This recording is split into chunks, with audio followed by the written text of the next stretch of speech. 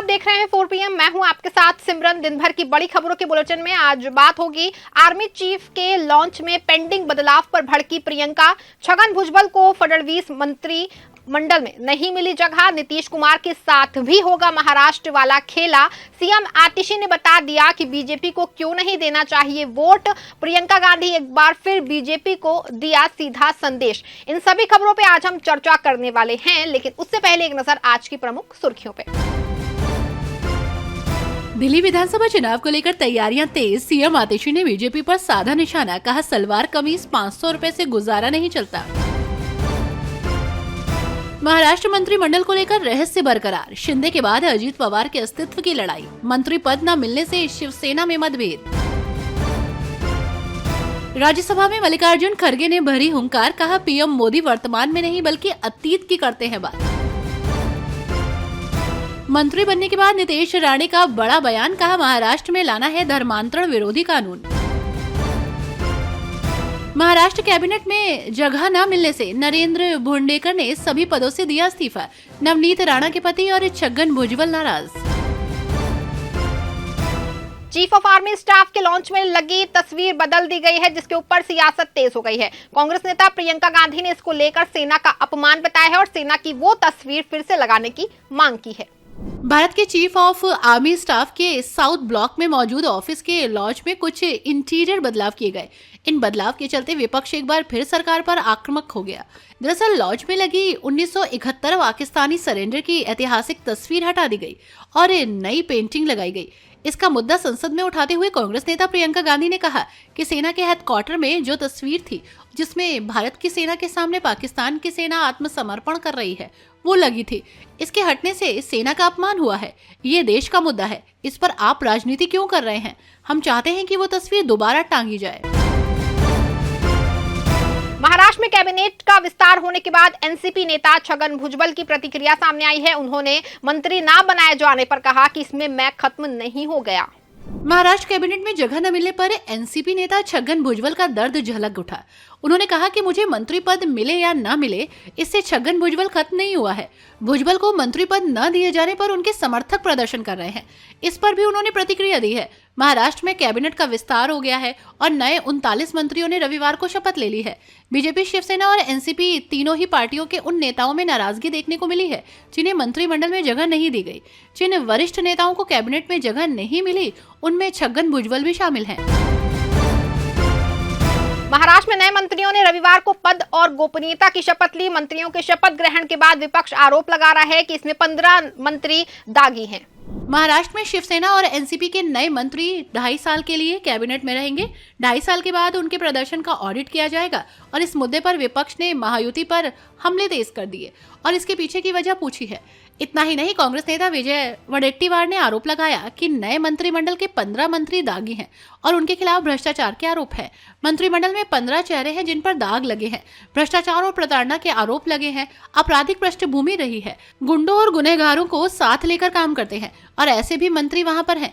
इतना बड़ा बहुमत मिला है कि 1 साल के लिए ही रखे। मल्लिकार्जुन खड़गे ने वित्त मंत्री निर्मला सीतारमण पे तंज कसते हुए कहा कि हम म्यूनिसिपैलिटी स्कूल में पढ़े हैं और उन्होंने जेएनयू से पढ़ाई की है। उनकी अंग्रेजी अच्छी हो सकती है, लेकिन करतूत अच्छी नहीं है। संसद के शीतकालीन सत्र के तहत सोमवार को एक बार फिर दोनों सदनों की कार्रवाई शुरू हुई। केंद्रीय वित्त मंत्री निर्मला सीतारमण ने राज्यसभा में बहस की शुरुआत की। राज्यसभा में विपक्ष की ओर से कांग्रेस सांसद मल्लिकार्जुन खड़गे ने संविधान पर चर्चा की शुरुआत की। मल्लिकार्जुन खड़गे ने वित्त मंत्री निर्मला सीतारमण पर तंज कसते हुए कहा कि हम म्यूनिसिपैलिटी स्कूल में पढ़ रहे हैं, उन्होंने जेएनयू से पढ़ाई की है, उनकी अंग्रेजी अच्छी हो सकती है, लेकिन करतूत अच्छी नहीं है। मल्लिकार्जुन खड़गे ने भारतीय जनता पार्टी पर हमला करते हुए कहा कि जो लोग राष्ट्रीय ध्वज का अपमान करते हैं, संविधान का अपमान करते हैं। जिस दिन संविधान लागू हुआ उस दिन उन्होंने महात्मा गांधी और भीमराव अंबेडकर का पुतला जलाया। अब वो लोग हमें पाठ पढ़ा रहे हैं। दिल्ली में विधानसभा चुनाव को लेकर तैयारियां तेज हो गई हैं। इस बीच सीएम आतिशी ने बीजेपी पे निशाना साधा है। उन्होंने आरोप लगाया कि सलवार कमीज 500 रुपए से गुजारा नहीं चलता है। 5 साल का गुजारा फ्री बिजली, मुफ्त इलाज, शिक्षा और फ्री पानी से चलता है। दिल्ली में विधानसभा चुनाव नजदीक है और सियासी वार पलटवार का सिलसिला शुरू हो गया है। सीएम आतिशी ने बीजेपी पर निशाना साधते हुए प्रेस कॉन्फ्रेंस कर कहा कि उनको वोट मत देना, क्योंकि एक सलवार कमीज से एक शॉल से और 500 रुपए से 5 साल का गुजारा नहीं चलता। सीएम आतिशी ने आगे कहा, 5 साल का गुजारा अगर चलता है तो अरविंद केजरीवाल जी के कामों से चलता है। 5 साल का गुजारा अगर चलता है तो अरविंद केजरीवाल जी की फ्री बिजली से चलता है। 5 साल का गुजारा अगर चलता है तो वो जो झुग्गियों में घर घर फ्री पानी अरविंद केजरीवाल देते हैं उससे चलता है। सीएम आतिशी ने दिल्ली वासियों को अपनी पार्टी के काम गिनाते हुए कहा कि 5 साल का गुजारा आपके बच्चों की सरकारी स्कूल में अच्छी शिक्षा से चलता है। 5 साल का गुजारा मोहल्ला क्लिनिक में फ्री इलाज से चलता है। 5 साल का गुजारा महिलाओं की फ्री बस यात्रा से चलता है। और 5 साल का गुजारा जो हर महिला को 2100 रुपए अरविंद केजरीवाल जी देने वाले हैं उससे चलेगा। संजय राउत ने राज्यसभा में संविधान पे चर्चा पर केंद्र की आलोचना की और कहा कि बीजेपी संविधान के खिलाफ काम कर रही है। शिवसेना यूबीटी सांसद संजय राउत ने राज्यसभा में संविधान पर चर्चा को लेकर केंद्र की आलोचना की। उन्होंने कहा कि वे संविधान के खिलाफ काम कर रहे हैं। मौजूदा सरकार भारत के संविधान के खिलाफ काम कर रही है। न्यायपालिका संसद और भारत के चुनाव आयोग, राजभवन जो संविधान के संरक्षक होने चाहिए और सत्तारूढ़ सरकार द्वारा निभाई जा रही भूमिका राष्ट्र के हित में नहीं है। वहीं अगर सरकार लोकसभा चुनाव में 400 से ज्यादा सीटें जीतती तो लोकसभा में चर्चा का विषय होता। संविधान बदलना क्यों जरूरी है? ऐसे देश में जहां न्यायपालिका और भारत का चुनाव आयोग केंद्रीय गृह मंत्री अमित शाह और पीएम नरेंद्र मोदी के दबाव में काम कर रहे हैं, संविधान खतरे में है। दिल्ली में विधानसभा चुनाव होने में अभी करीब 2 महीने का समय बचा हुआ है। चुनाव के ऐलान से पहले दिल्ली की सत्ताधारी आम आदमी पार्टी चुनाव मैदान में उतर चुकी है। पूर्व सीएम अरविंद केजरीवाल ने महिला अदालत बुलाई थी जिसमें उन्होंने दिल्ली की सुरक्षा को लेकर केंद्र पे हमला बोला।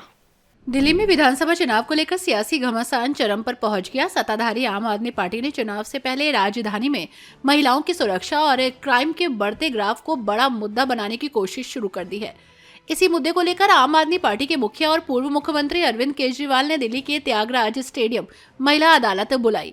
इसमें केजरीवाल ने महिलाओं को संबोधित करते हुए केंद्र पर जमकर निशाना साधा। केजरीवाल ने कहा कि दिल्ली की महिलाएं कब तक डर में जिएंगी। निर्भया कांड के 12 साल हो गए, तब पूरा देश सड़क पर आ गया।